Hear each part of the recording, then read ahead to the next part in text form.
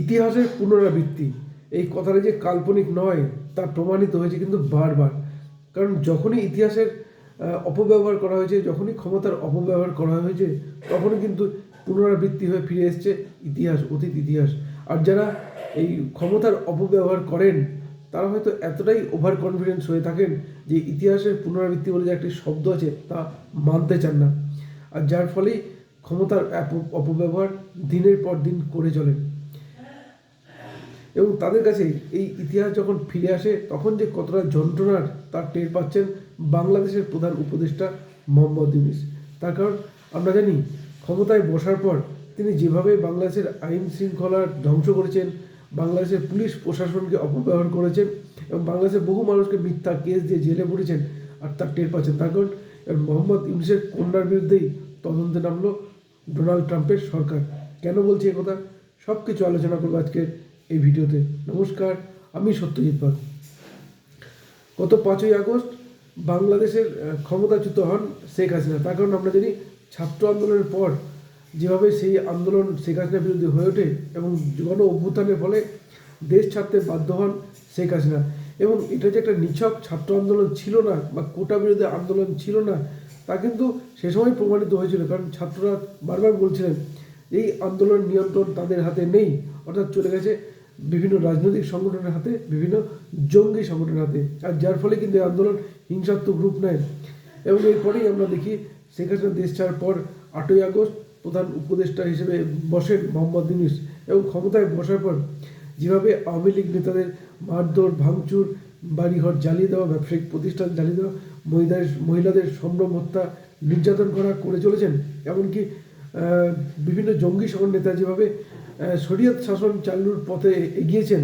আমরা জানি ধর্মান্তরকরণ চলছে জোর করে এবং স্বাধীনতা হরণ করা হচ্ছে।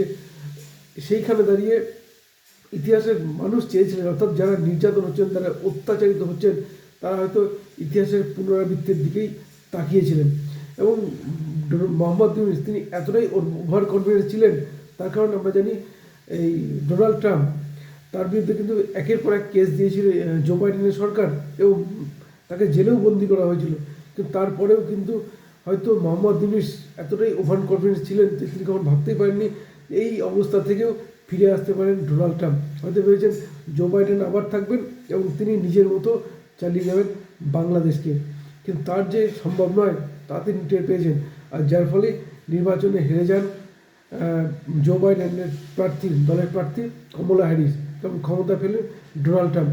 কে ডোনাল্ড ট্রাম্প? তার কারণ আমরা জানি এই ডোনাল্ড ট্রাম্পের বিরুদ্ধেই কিন্তু নির্বাচনী প্রচারে প্রচুর অর্থ ব্যয় করেছিলেন এই মোহাম্মদ ইউনূস। তার কারণ তার যে সংস্থা, তার যে গ্রামীণ ব্যাংক, এবং সেখানে যে ব্যাপক দুর্নীতি হয়েছিল তা কিন্তু একটা সময় তদন্ত করতে চেয়েছিল। আমরা জানি বারাক ওবামার প্রশাসন, কিন্তু সে সময় তারা কিন্তু একটা সন্ধি করে বসেন। এই সন্ধিতে হিলারি ক্লিন্টনের প্রচারে, অর্থাৎ ডোনাল্ড ট্রাম্পের বিরুদ্ধে প্রচারে প্রচুর টাকা ব্যয় করেন মোহাম্মদ ইউনূস। এবং যার ফলে কিন্তু পরবর্তীতে তিনি কিন্তু বলেছেন, এবং এবারে দেখাল বাংলাদেশে যেভাবে হিন্দুদের উপর নির্যাতন করছেন। আর আমরা জানি আমেরিকার নির্বাচনে হিন্দু ভোটের একটা কিন্তু অত্যন্ত গুরুত্বপূর্ণ ভূমিকা পালন করে। আর যার ফলে কিন্তু দেখা যায় মোহাম্মদ ইউনূস যেভাবে নির্যাতনটা করে চলেছিলেন, সেখানে ডোনাল্ড ট্রাম্প কিন্তু পাল্টা বিবৃতি দেন যে বাংলাদেশে হিন্দু নির্যাতন চলছে। এদিকে যেমন আমেরিকার হিন্দুদের মন জয় করেন, পাশাপাশি একটা বার্তাও কিন্তু দিয়ে রাখেন। এরপরে নির্বাচনের ফলাফল বেরোয়, ক্ষমতায় ফেরেন মোহাম্মদ ইউনূস এবং ডোনাল্ড ট্রাম্প। ক্ষমতায় ফিরেই তিনি কিন্তু পরিষ্কার বলেছেন যে, অর্থাৎ জো বাইডেনের সরকারের আমলে মোহাম্মদ ইউনূসের কন্যা মনিকা ইউনূস তিনি যে সুবিধা ভোগ করতেন বা তিনি যে আর্থিক দুর্নীতির সঙ্গে যুক্ত, তার তদন্ত করবে এই ডোনাল্ড ট্রাম্পের সরকার। এবং এই তদন্তের পরিণতি কী হতে পারে, অর্থাৎ যে মোহাম্মদ ইউনূস বাংলাদেশের মানুষকে, নিরপরাধ মানুষকে মিথ্যা কেস দিয়ে জেলে বন্দি করেছেন, নির্যাতন করেছেন, মহিলাদের অত্যাচার করেছেন, সেই মোহাম্মদ ইউনূসের কন্যা এবার হয়তো আমেরিকার জেলের ঘানি টাকতে পারেন। তার কারণ ডোনাল্ড ট্রাম্প তিনি স্পষ্টই বলেছেন যে এই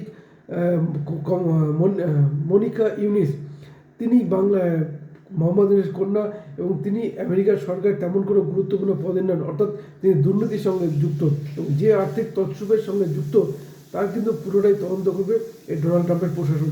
এবং ইতিমধ্যে কিন্তু তদন্তের কমিটিও গঠন করা হয়েছে। আর তা হয়তো কানে গেছে মোহাম্মদ ইউনূসের। ওপরে ওপরে যাই বলুন, ভেতরে কিন্তু কাঁপছেন, তার কারণ তার কন্যা এবার আমেরিকার সরকারের নজরে, কড়া নজরে। এর আগেও আমরা দেখেছি, আমরা জানি টিউলিপ খান অর্থাৎ শেখ হাসিনার যে বোনের যে কন্যা, তিনি কিন্তু ইংল্যান্ডের ব্রিটেনের সাংসদ হয়েছেন, মন্ত্রী হয়েছেন, এবং তার বিরুদ্ধে কিন্তু অভিযোগ তুলেছেন এই মোহাম্মদ ইউনূস সরকার। পরবর্তীতে কিন্তু ব্রিটেন সরকার পরিষ্কার বলে দেয় তিনি কোনো আর্থিক দুর্নীতির সঙ্গে জড়িত নন, তাকে মন্ত্রিসভায় স্বাগত জানিয়েছেন। এবং সেইখানে দাঁড়িয়ে মোহাম্মদ ইউনূসের আজকের এই পরিণতি হয়তো টের পাচ্ছেন, বুঝতে পারছেন ইতিহাস বারবার ফিরে ফিরে আসে। তার কারণ তার বিরুদ্ধে যে 600 কোটি টাকা ট্যাক্স ফাঁকির অভিযোগ ছিল, যার কিন্তু তদন্ত করছিল শেখ হাসিনার সরকার, এবং সেইখান থেকে বাঁচার জন্য, 600 কোটি টাকা ট্যাক্স ফাঁকি বাঁচার জন্য তিনি জো বাইডেনের সঙ্গে একটি সন্ধি করেন, এবং এক কথায় বলেছেন বাংলাদেশে শেখ হাসিনার বিরুদ্ধে জনমত তৈরি করেন, বিভিন্ন জঙ্গি সংগঠন লেলিয়ে দেন, এবং লেলিয়ে দিয়ে শেখ হাসিনাকে ক্ষমতাচ্যুত করেন, এবং নিজের ক্ষমতায় এসে বসে শুধু ক্ষমতায় বসেননি, এক কথায় বলে যে ক্ষমতার অপব্যবহার করে চলেছেন। আর অপব্যবহার এমনটাই করেছেন যে আজ তিনি সেই ইতিহাস খুব বেশি দিন নয়, খুব তাড়াতাড়ি ফিরে এলো তার দিকে। নিজের কন্যা হয়তো খুব তাড়াতাড়ি আমেরিকার জেলে যেতে পারেন, কারণ আমেরিকার ডোনাল্ড ট্রাম্পের সরকার স্পষ্ট বলেছে এই তিনি যে সংস্থার সঙ্গে যুক্ত, অর্থাৎ যেসব আর্থিক তছরূপের সঙ্গে যুক্ত মনিকা ইউনুস, তার বিরুদ্ধে পূর্ণাঙ্গ তদন্ত করবে কমিটি, এবং তদন্তের পরিণতি যে কী হতে পারে তা কিন্তু টের পাচ্ছেন মোহাম্মদ ইউনুস। কী করবে মোহাম্মদ ইউনুস?